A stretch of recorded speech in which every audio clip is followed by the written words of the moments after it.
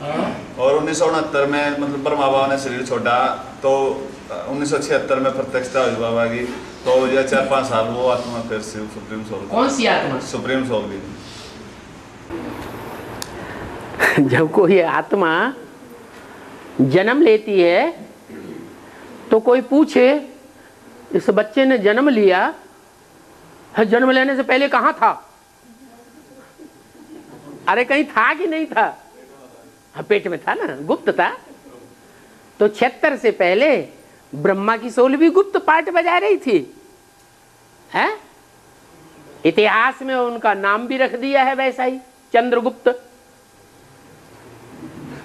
नाम रखा कि नहीं? विष्णुगुप्त नाम रखा है ना।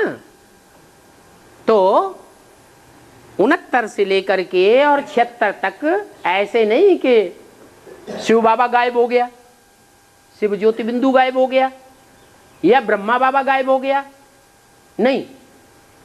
ज्ञान चंद्रमा ब्रह्मा भी षष्ठी पर रहा और ज्ञान सूर्य शिव भी इस षष्ठी पर रहा, लेकिन बुद्धि रूपी पेट में गुप्त होकर के रहा। अंदर अंदर मनन चिंतन मंथन चलता रहा, कोई दूसरा नहीं जान सकता। बच्चा पेट में आता है तो मां को पता चलता है, दूसरों को पता चलता है? मां को पता चलता है। तो ये भी शरीर क्या है? हैं? ये साकार शरीर जो है, जिसमें बुद्धि रूपी धरणी समाई हुई है, ये धरणी जिसमें संकल्पों का खून बहता है, वो बुद्धि रूपी पेट में कृष्ण की आत्मा, चंद्रमा की आत्मा और शिव की आत्मा दोनों ही मौजूद थे। और उस समय अव्यक्तवाणी में कहा भी है कि बच्चों में बाप दादा प्रवेश करके सेवा करते हैं।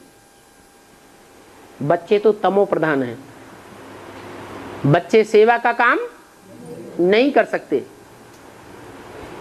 हाँ, बच्चे हिम्मत करते हैं तो बाप दादा मदद देते हैं, प्रवेश करके दृष्टि की मदद देते हैं, वाचा की मदद देते हैं, वाइब्रेशन की मदद देते हैं, ज्ञान के नए नए पॉइंट की मदद देते हैं,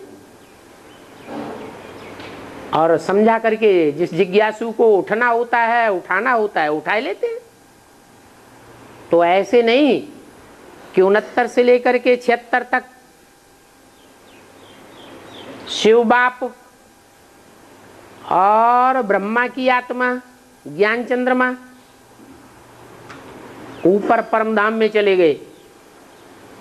नहीं, इस षष्ठी पर ही गुप्त रूप में उनका पाठ चल रहा था।